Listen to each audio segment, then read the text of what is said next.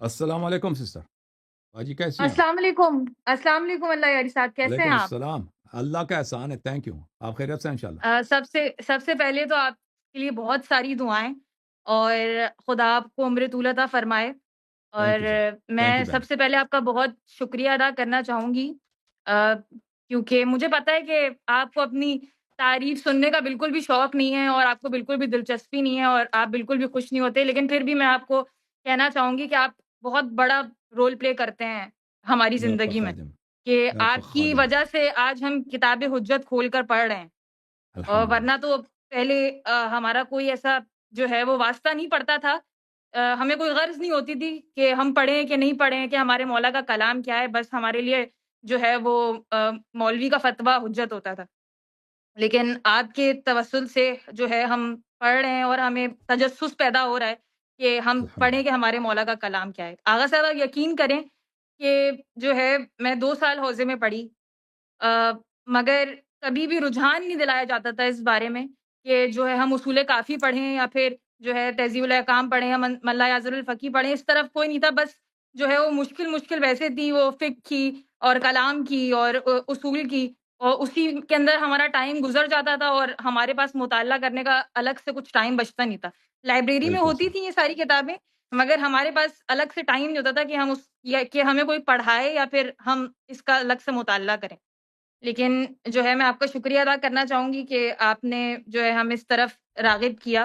باقی میرے آپ سے کچھ سوال ہیں، تو جی اگر سسٹر. آپ اجازت دیں تو. بسم اللہ کریں.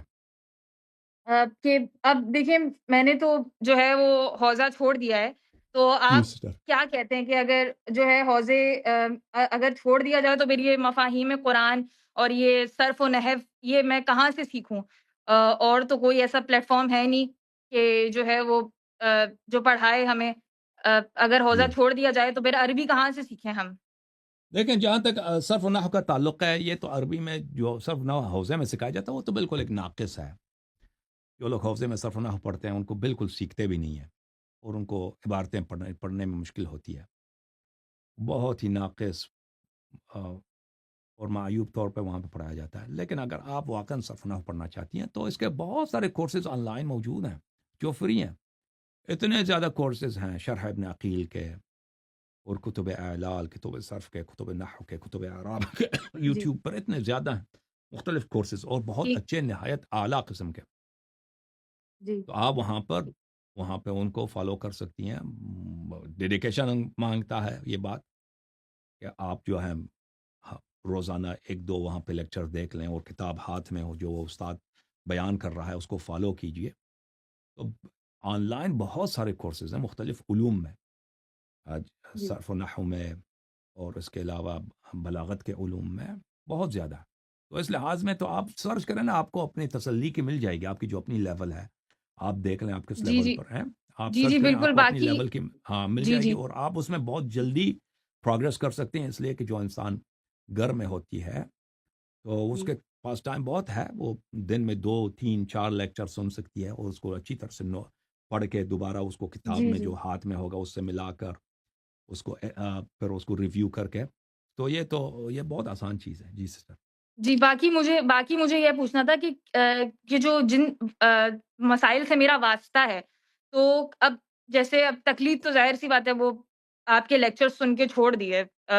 تو اب جن مسائل سے میرا واسطہ ہے، تو کیا اب جی. جیسے نماز، روزہ، وضو، اب کیا مجھے ہوں. یہ سب ٹیلی کرنا پڑے گا دوبارہ سے؟ کیا میں یہ صحیح پڑھ رہی ہوں کہ نہیں پڑھ رہی، یا پھر میں جو ہوں وہی کنٹینیو کروں کہ جو اگر کسی مسئلے پہ شک ہے تو آپ اس کو چیک کریں احادیث روایات میں. اکثر جو شیعوں کو جنہوں نے شیعہ نماز صحیح سیکھا نا، تو وہ روایات میں بھی اسی طرح سے ہوتا ہے، جی یہ اسی طرح سے ہی ہوتا ہے. لیکن اگر آپ کو کسی مسئلے پہ شک پڑتا ہے، ریویو کریں، دوبارہ جی دیکھ لیں. بہت ساری چیزیں ہیں، جی بہت ساری چیزیں روایات میں ہیں، لیکن فتووں میں اس کا ذکر نہیں ملتا ہے. ٹھیک ہے نا.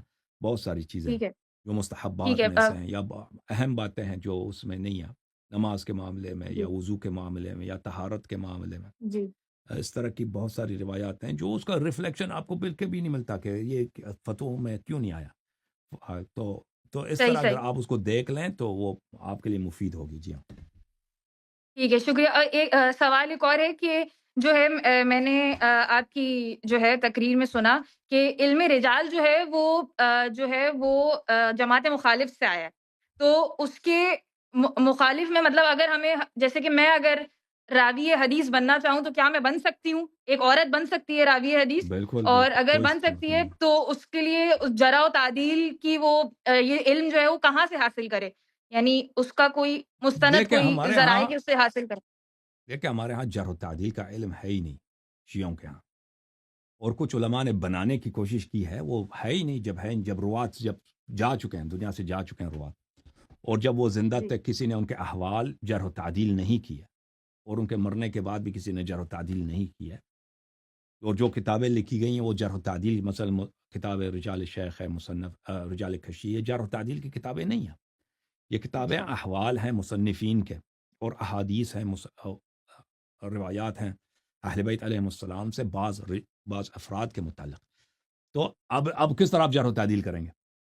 تو لازمی بات ہے وہ ایک ناممکن چیز ہے جو شیعوں میں آ کر جرح و تعدیل کرنے کی کوشش کرنا چاہتے ہیں نا، کیونکہ جی جی شیعہ احادیث اس طرح سے نقل نہیں ہوئی ہیں جس طرح جماعت مخالفین کے ہاں ہوئی ہیں، سینہ بسینہ شیعوں کے ہاں کتابوں سے نقل ہوئی ہیں، تو نہایت معتمد ذریعے سے نقل ہوئی ہیں، تو جرح و تعدیل ایک جوک ہے، جرح و تعدیل کا جو علم جماعت مخالفین کے ہاں وہ ایک جوک ہے، ایک مسخرہ ہے، ایک استہزاء ہے، جو ان کے اپنے لیے جن احادیث پہ ان کی ہوس ہوتی ہے کہ اس حدیث کو صحیح بنایا جائے اس کو صحیح کر لیتے ہیں، جس حدیث کو ضعیف بنانا ہوتا ہے وہ کہیں نہ کہیں سے کسی راوی میں کوئی چیز ڈھونڈ کے اس کو ضعیف بنا دیں گے، تو یہ اس لیے ہوتا ہے۔ جی اگر کوئی جی خاتون آپ جیسے ہماری بہن وہ احادیث کی معلمہ بننا چاہتی ہے، راوی بالکل یہ بہترین کام ہے، بہترین چیز ہے، بشرط کہ انسان اچھی طرح سے سیکھ لے۔ اچھی طرح سے سیکھنا جی یہ ہوتا ہے کہ پہلے اپنی زبان سے ہی کرے گا، صرف و نحو لغت یہ باتیں صحیح سیکھے گا، پھر وہ احادیث جو ہے جیسے میں اب مختلف پروگرامز میں احادیث پڑھتا ہوں، تو اگر آپ اس پہ توجہ دیں کہ میں کس طرح سے شرح کرتا ہوں، کس طرح سے ترجمہ کرتا ہوں، اس کے پاس جو شروع لکھی گئی ہیں جیسے کتاب وافی ہے محدث فیض کاشانی رحمہ اللہ کی، یا کتاب ہے اللہ آپ کا بھلا کرے کتاب روضۃ المتقین ہے، اس طرح کی کتابوں کو غور کے ساتھ دیکھا جائے کہ انہوں نے کس طرح شرح کیا۔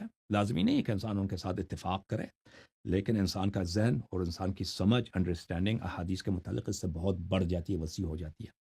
تو اگر کوئی خاتون اس طرح سیکھنا چاہے تو یہ بہت اچھی چیز ہے، بہت ہی دین کی خدمت کر سکتی ہے اپنے لیے، گھر والوں کے لیے اور معاشرے کے لیے۔ جی سر۔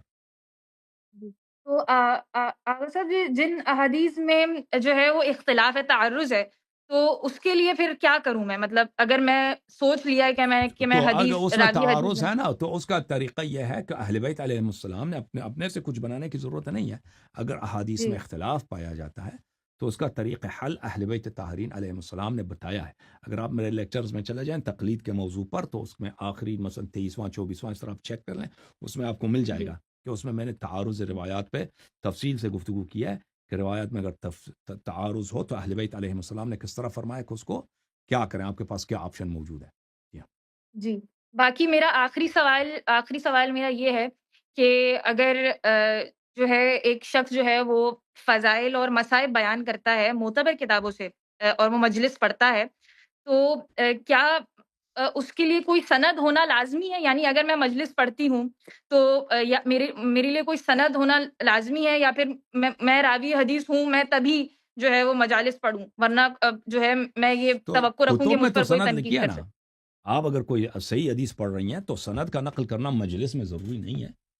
مجلس میں آپ جی کہہ سکتے ہیں کہ فلان کتاب میں لکھا ہے، اس طرح واقعہ پیش آیا، یہ ہوا ہے، یا فلان یہ حدیث موجود ہے، ٹھیک ہے نا۔ مجلس میں سند نقل کرنا ضروری نہیں ہے، اور یہ کہ بعض لوگ کہتے ہیں اجازہ ہونی چاہیے مشائخ سے، وہ بھی ضروری نہیں ہے، وہ بھی ہے، اس بات کی کوئی اہمیت نہیں ہے۔ لیکن جو انسان جی جو کچھ کہتا ہے دین سے نسبت دے دیتا ہے، میں جو بھی کہتا ہوں نا کہ اہل بیت علیہ السلام کا طریقہ کار یہ ہے، اہل بیت علیہ السلام نے یہ کیا ہے، وہ کیا، یہ فرمایا، یہ نہیں فرمایا، تو وہ صحیح ہونی چاہیے، صحیح ہونی چاہیے بعد میں مطلب معتبر کتب میں موجود ہونی چاہیے۔ تو یہ ضروری ہے کہ انسان پہلے اپنی تحقیق کرے، ریڈنگ کرے، اپنا پڑھائی کرے، اس کے بعد اس کو لوگوں کو سنائے، ٹھیک ہے؟ یہ عرض ہے۔ جی جی جی صحیح ہے، ٹھیک ہے، جزاک اللہ آغا تھینک یو صاحب، بہت سسٹر، اللہ آپ شکریہ کو آپ نے جزاک ٹائم دیا۔ تھینک یو، بہت جی مہربانی۔ تھینک